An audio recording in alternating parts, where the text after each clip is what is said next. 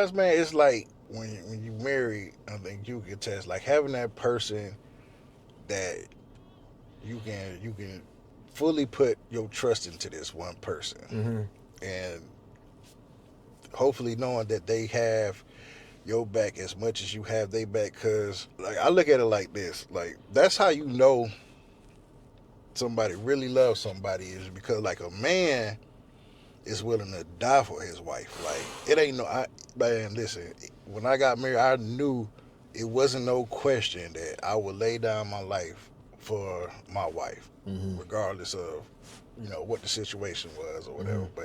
But um and that's one of the things, man. You get to lay down with your best friend every night, watch movies, y'all develop that type of bond and discover the world. Cause like you gotta keep in mind, like we was young, Mm-hmm. so we were just in a whole, discovery phase, and even that was beautiful about it. Even though the situation, the marriage didn't work out, it still was. We still had some good times with it, Mm-hmm. and I appreciate those good times. And also, it was a learning experience too. Gotcha. Taught me a lot about things about how to be married, how to, but it comes with like the time and the mistakes. A Mm. lot of mistakes was made, but you have to learn from those Mm. mistakes. And I think that's what we did. And being married and going through all that has made me definitely a better person and man today. Now the lows, Harriet McAllister, when some huh? shit got. I mean, I'm sorry for cussing, but when things go wrong or when things go bad, it tends to be 1,000 times amplified. Wow. It just seems to be Like, why is that? Why do you think it's like? because of the love, I guess. Because Mm. because of the love, because I feel like you're stuck. This is all I got. I can't really. that's that's part of it. Dang, you right. That's crazy. That's part of it. Like Dang.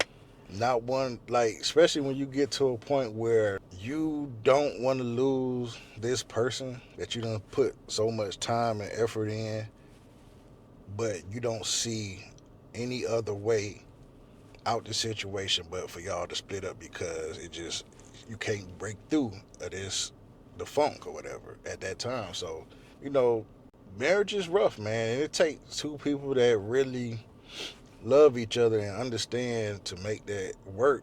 But Mm. also it ain't just about love, and that's one thing that I had to learn. Marriage is definitely love is not enough. Love ain't gonna get it. Love is not enough, and that's one thing I used to think. Oh, just because I love this woman, because she Mm-mm. loved me, then we can make it work. It No. ain't enough. No. It ain't enough. No. You better pray to God, Buddha, I, Allah, whoever. whoever it is, man. Spiritual. You got to be spiritually right, mentally right, financially right in today's ages. Uh, you got to just be on your grown man. She got to be on her grown woman. And if that's the case, y'all can do the thing and make it work as long as y'all both got the will to do it. All right. So the way you talk about the lows and you like moving on from the situation, Hmm. how did you emotionally rebound from the marriage? Because I know it was hard, brother. It's like a Man, breakup. It's like, ooh, I don't want to talk to nobody. I'm done. man. You sure you want to know the answer to that? This depends. Oh man, it's going on, GOATDAD. Yeah, it's gonna go there. It's gonna go there.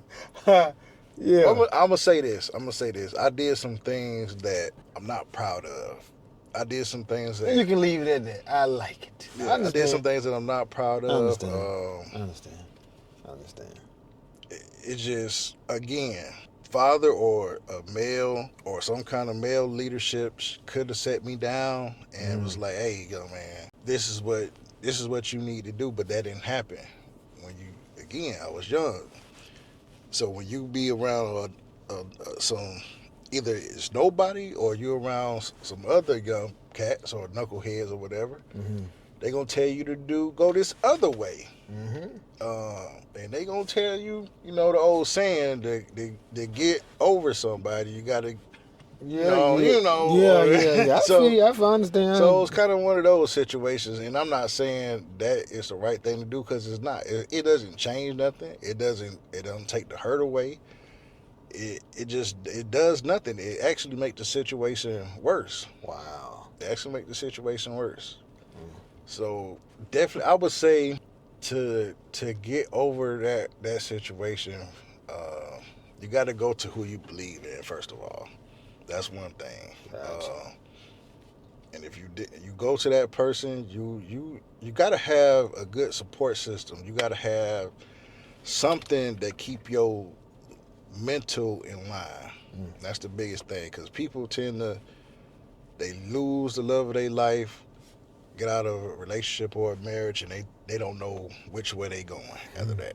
So it's good to have friends or some kind of team or counsel to help you navigate through that. But doing what I did and drinking and trying to self medicate is definitely not the way to go. Right. Definitely not the way to go. Gotcha. All right, so now that we talked about marriage, talked about getting through the marriage. All right, now let's talk about the situation with the kids after the marriage. Like, where did the kids go? Do you have your kids, or they with mom? Like, well, I know the answer, but I just gotta ask the Right, question for the right, right, people. right. So, how was that custody arrangement, or how did that go? At first, I'm not gonna lie, it was a little rocky at first, but Mm. that comes with the territory. Now, as time went on, we got older, we got more mature about the situation, so we kind of sat down and talked about it. And one thing was, I think it started with my oldest, with my son, where it just seemed like my oldest son was almost a little too much for it to be handled or whatever. So Mm. that's she let me know that I need to come in and handle them and take care of. So I was like, you know what, let's do this. She kind of recommended that he needed to come stay with me, and I thought she was saying it jokingly Oh. at first. So I was like, well, okay. Shoot, next thing I know, my son is living with me. So I was like, cool. This is what I wanted. Wow. Yeah. So I know she just said, buddy. yeah, Okay. but no, not 3 years. Like, yeah, it had to be like two, 2 to 3 years later. I think my daughter would come visit like during the summer Mm-hmm. or whatever, and she'll see like because I had her brother in the sports. I had her Mm-hmm. brother playing basketball and baseball, and I was like, she wanted to play. So I talked to the mom, and she was like, no, you can't get both of the kids. I want to keep my girl here. So it was kind of a back and forth thing for a while, but then she started to see like it makes sense. And one of the things that makes sense about it is me being 100% disabled veteran, I wasn't employed, so I had time to, Mm. get the kids, take them to practice, take them to games and stuff. And I was like, hell, even when my daughter had things at school or appointments, I would have to drive like 45 minutes to go get her and take her to those appointments or come to the meetings at school anyway. So I was like, it just makes sense for me to have my daughter with me because like I could be there. Mm. So after talking, we again sat down like some mature adults and we came to the Y'all agreement. sat down like, what?